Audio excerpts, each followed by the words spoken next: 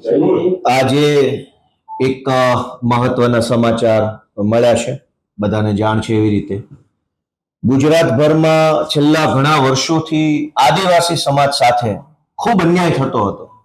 આદિવાસીઓની જમીન અલગ અલગ સરકારી પ્રોજેક્ટમાં પડાવી લેવી, આદિવાસી બાળકોની શિષ્યવૃત્તિ ખાઈ જવી, આદિવાસી વિસ્તારોમાં નકલી કચેરીઓ ખોલવી અને આદિવાસીઓ સાથે ભયંકર અન્યાય અને અત્યાચાર કરવામાં આવતો હતો.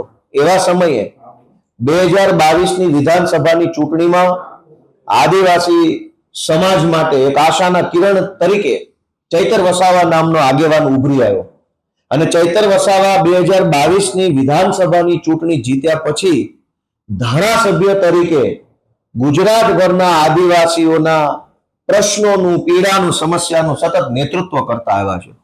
એ ચાહે આદિવાસી બાળકોના સ્કોલરશિપનો મુદ્દો હોય, જળ, જમીન, જંગલના અધિકારોનો મુદ્દો હોય, ગ્રામ પંચાયતોની સ્વાયત્તાનો મુદ્દો હોય, અનુસૂચિ 5, અનુસૂચિ 6નો મુદ્દો હોય, માઇનિંગને લગતા મુદ્દા હોય, આદિવાસી વિસ્તારોમાં આદિવાસી બાળકોના અનામતના દાખલા બાબતના મુદ્દા હોય, તમામ મુદ્દે ચૈતર વસાવાએ ગુજરાતભરમાં પૂરી મજબૂતીથી, પૂરી તાકાતથી લડાઈ લડી છે અને આદિવાસી સમાજ માટે ન્યાય અપાવવાનું કામ કરતા આવ્યા છે. ભાજપે ચૈતર વસાવાને ઝુકાવવા માટે, ડરાવવા માટે, એને મનોબળ તોડી નાખવા માટે અનેક પ્રયત્નો કર્યા. ગૃહમંત્રીએ ડેડિયાપાડા જઈને અનેક સભાઓ કરી, પ્રધાનમંત્રી ડેડિયાપાડા આવ્યા, અનેક મોટા મોટા નેતાઓ ડેડિયાપાડા જઈ અને ચૈતર વસાવાનું મનોબળ તોડવા, ચૈતર વસાવાને તોડે પાડવા માટેની કોશિશ કરી.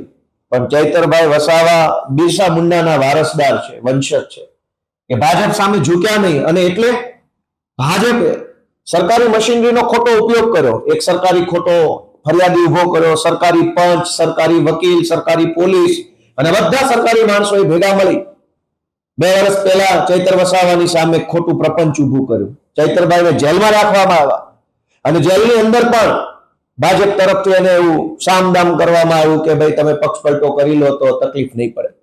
પણ ચૈતર વસાવા ફાઇટર છે. એ આદિવાસી સમાજ માટે, ગુજરાતના લોકો માટે લડવા વાળો માણસ છે, ઝૂકવા વાળો નથી.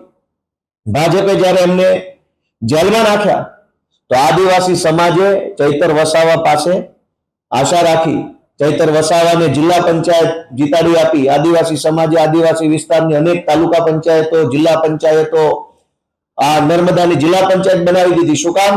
કે આદિવાસી સમાજે જોયું કે ચૈતર વસાવાને દબાવવાની કોશિશ થાય છે. વર્ષો પછી એક મરદ માણસ સમાજ માટે બોલવા લાગ્યો છે, એને ભાજપ દબાવે છે. એ વાત આદિવાસી સમાજે જોઈ, જાણી અને ચૈતર વસાવાને ધારાસભ્ય હતા, સાથે સાથે જિલ્લા પંચાયત પણ આપી. ભાજપના પેટમાં તેલ રેડાયું અને અચાનક જ સજા થઈ ગઈ. સરકારી પંચ, સરકારી પોલીસ, સરકારી વકીલ, ફરિયાદી સરકારી, સાક્ષી સરકારી, બધું જ સરકારી. કેમ આવું? ગુજરાતમાં હજારો ભાજપના માણસોએ ન કરવાના તમામ ધંધાઓ કર્યા છે. એને તો પોલીસ સ્ટેશનના લોકઅપમાં 1 કલાક બેસાડવામાં નથી આવતા. ચૈતર વસાવા જ કેમ? કેમ કે ચૈતર વસાવા ઝૂકતો નથી, ડરતો નથી, ઉભો રહેતો નથી. સતત લડ્યા કરે છે, અવાજ ઉઠાવવા કરે છે. વિધાનસભાથી લઈ સડક સુધી, ગામની ગલીથી લઈ અને સર્વોચ્ચ જગ્યાઓ સુધી થઈ એ આદિવાસીઓ માટે લડે છે. આજે બહુ આદિવાસી સમાજ નારાજ થયો છે, દુઃખી થયો છે. ભાજપે જે ષડયંત્ર કરીને આદિવાસીઓના અવાજને દબાવવાનું જે કામ કર્યું છે એનો જવાબ ચૈતર વસાવા આપશે. આમ આદમી પાર્ટી તો આપશે જ આપશે, પણ આદિવાસી સમાજ ભાજપને જવાબ આપવાની છે. આજે ભાજપે જે ષડયંત્ર કર્યું છે એનો. Thank you. સાક્ષી સરકારી, પોલીસ સરકારી, ફરિયાદી સરકારી, વિટનેસીસ બધા સરકારી, પંચનામું સરકારી, બધું જ સરકારી છે. તો સ્વાભાવિક છે કે આખું ષડયંત્ર ઉભું કરવામાં આવ્યું છે ચૈતર વસાવાની વિરુદ્ધમાં. ચૈતર વસાવાને કહેવામાં આવ્યું તો ભાજપ દ્વારા કે પાર્ટી બદલી નાખો, બધું સારું થઈ જશે. પાર્ટી બદલી હોત તો આ ચુકાદો ન આવે.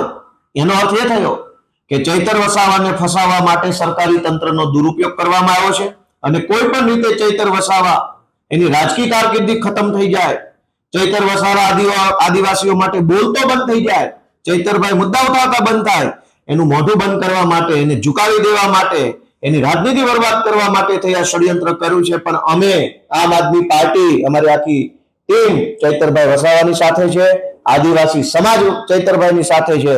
ભાજપ સામે અમે ઝૂકવાના નથી ક્યારેય. ગોપાલભાઈ, આપ વકીલ એડવોકેટ છો, ખાસ જ્યારે 7 વર્ષની સજા પડી છે તો ધારાસભ્ય પદ પણ એમનું જોખમમાં છે. હવે પછી કાનૂની રસ્તો પાર્ટી કઈ રીતે અપનાવવાના છે? હાઈકોર્ટમાં, સુપ્રીમમાં કઈ રીતે? અમારા સુપ્રીમ કોર્ટની એડવોકેટ્સની ટીમ અત્યારે સક્રિય છે દિલ્હીથી.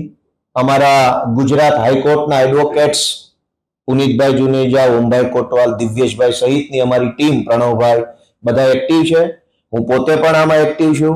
જે કંઈ પણ કાયદાકીય રસ્તાઓ અમારી પાસે છે એ રસ્તાઓના માધ્યમથી અમે ઉપરની અદાલત, એના ઉપરની જ્યાં જવું પડશે ત્યાં જઈશું અને ન્યાયતંત્ર પાસેથી થોડા ઘણા ન્યાયની અપેક્ષા રાખીશું. પણ આખો ઘટનાક્રમ છે એ ભાજપ પ્રેરિત ઘટનાક્રમ છે.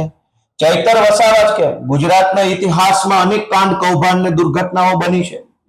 હજારો ઘટના બની છે, કોઈને સજા નહીં. સજા માત્ર ચૈતર વસાવાને. આ સજા શેની છે? આદિવાસીઓ માટે, ગુજરાત માટે બોલવાની સજા થઈ ચૈતર વસાવાને. અવાજ ઉઠાવવાની સજા થઈ. ભાજપ સામે નહીં ઝૂકવાની સજા થઈ છે. સરેન્ડર નહીં થવાની સજા થઈ. પણ અમે લડી લઈશું. આવું તો ઘણા બધા નબળા સમયને, નબળા સંજોગોને અમે જોયા છે. આમાંથી પણ બહાર આવશે ચૈતરભાઈ. અમે બધા ભેગા મળીને લડીશું અને ચૈતરભાઈ ગુજરાતનો હીરો છે, એ હંમેશા આગળ વધતા રહેશે. એવું માનવું એ આપણી ફરજ છે.